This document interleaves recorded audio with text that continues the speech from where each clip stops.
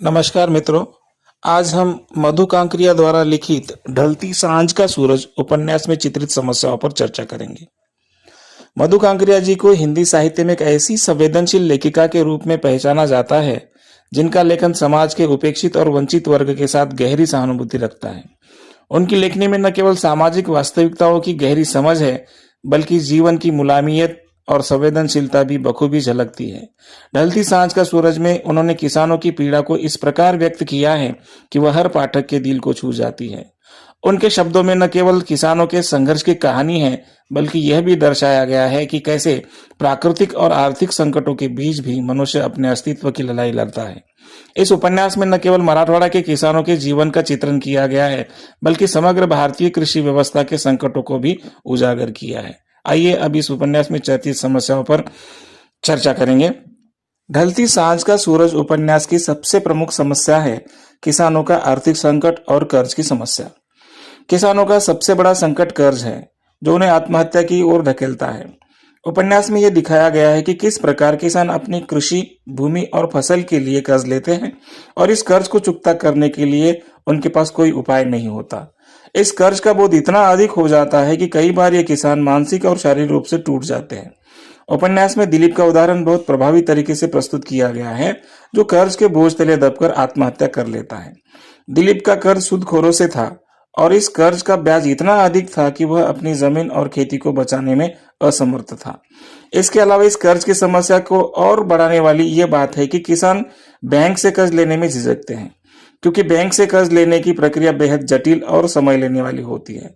इसके बजाय वे निजी सूदखोरों से कर्ज लेते हैं, जिनकी ब्याज दरें अत्यधिक होती है। यह कर्ज को चुकाने में और भी कठिनाइयां पैदा करता है और किसानों को एक न समाप्त होने वाला कर्ज के चक्र में फंसा देता है। उपन्यास में चित्रित समस्याओं में एक अन्य महत्वपूर्ण समस्या है प्राकृतिक आपदाएं और कृषि संकट की। प्राकृतिक आपदाएं किसानों के लिए एक और बड़ा संकट बन चुकी है। सूखा, बाढ़, अनियमित बारिश और अन्य प्राकृतिक आपदाएं किसान की मेहनत को नष्ट कर देती है। उपन्यास में यह स्पष्ट रूप से दिखाया गया है कि कैसे मराठवाड़ा के किसान मुख्य रूप से कपास की खेती पर निर्भर हैं और जब बारिश का समय पर न होना या सूखा आ जाता है तो उसकी फसलें बर्बाद हो जाती है। दिलीप का उदाहरण यहाँ बहुत महत्वपूर्ण है, क्योंकि उसकी फसल सूखा पड़ने के कारण बर्बाद हो गई थी और इसके परिणाम स्वरूप उसे कर चुकाने में असमर्थता का सामना करना पड़ा था। उपन्यास में दिलीप के पिता के माध्यम से एक मार्मिक संवाद दिखाया गया है, जिसमें अविनाश को बताते हैं कि हम किसानों की आंखों में इंतजार न पत्नी का रहता है न संतान का, हमारी आंखों में इंतजार रहता है तो बस आसमान से बरसते पानी का। यह कथन ये दिखाता है कि किसान की पूरी जिंदगी मौसम की मार पर निर्भर है।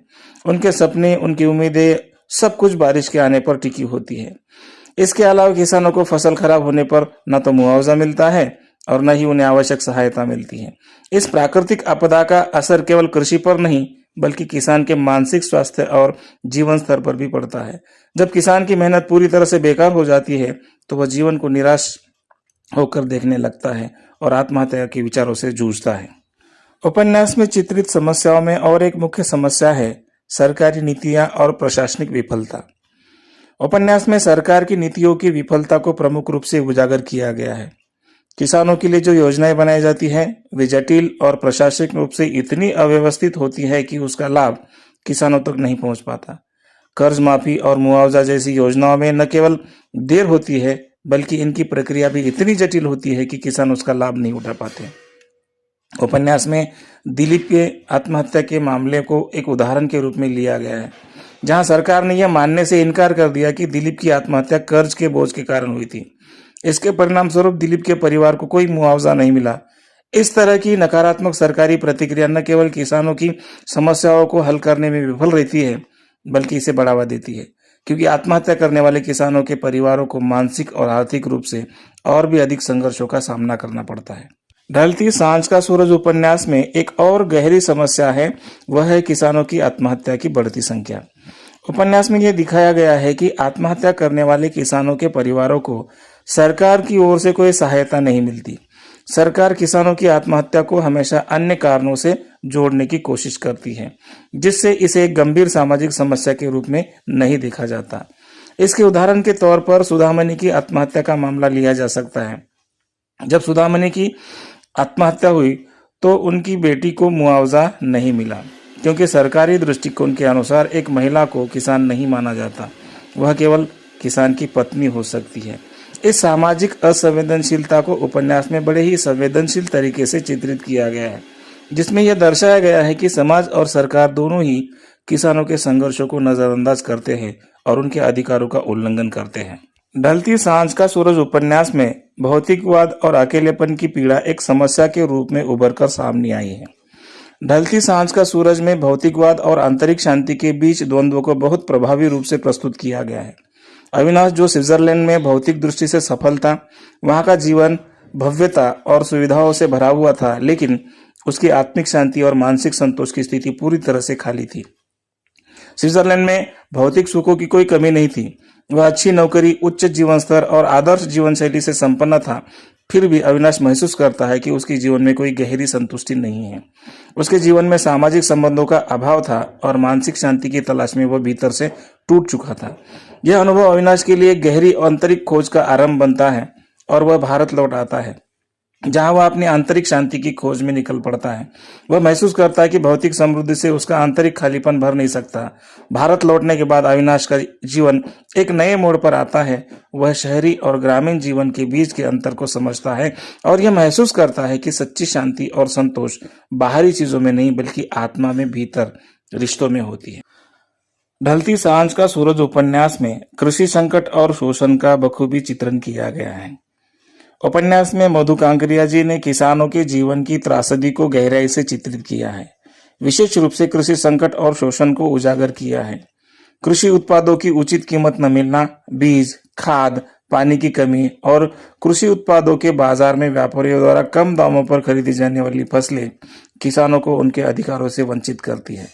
बाजार आबाद और किसान बर्बाद के रूप में यह स्थिति उकेरी गई है, जो दर्शाती है कि बाजार का लाभ व्यापारी और सरकार उठाते हैं, जबकि किसान अपना शोषण होते देखता है। उपन्यास में दिखाया गया है कि कैसे साहूकार और व्यापारी किसानों को अधिक फसल उगाने के लिए प्रलोभन में डालकर उनका शोषण करते हैं। वे किसानों को कर्ज लेने के लिए उकसाते हैं और जब किसान कर्ज चुका नहीं पाता तो साहूकार उनकी जमीन छीनने के लिए उन पर दबाव डालते हैं। इस शोषण के परिणाम स्वरूप किसानों की स्थिति और भी खराब हो जाती है।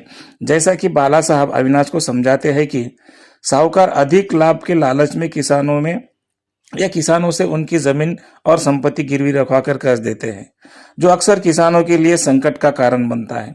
इस आर्थिक दबाव के कारण किसान आत्महत्या जैसे दुखद कदम उठाने के लिए मजबूर होते हैं।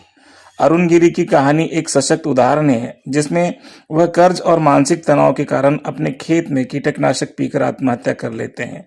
इस घटनाक्रम में यह साफ जाहिर होता है कि कृषि संकट और साहूकारों के शोषण के बीच में किसानों की जिंदगी कितनी जटिल होती जा रही है।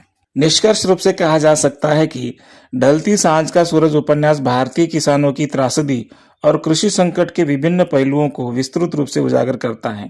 यह उपन्यास न केवल मराठवाड़ा के किसानों की समस्याओं को दर्शाता है, बल्कि समग्र भारतीय कृषि संकट और उसकी विफलताओं को भी सामने लाता है। मधु कांकरिया ने इस उपन्यास के माध्यम से सामाजिक और सरकारी नीतियों में सुधार की आवश्यकता को महसूस कराया है और किसानों की स्थिति सुधार के लिए समाज और सरकार से सहयोग की अपील की है। धन्यवाद।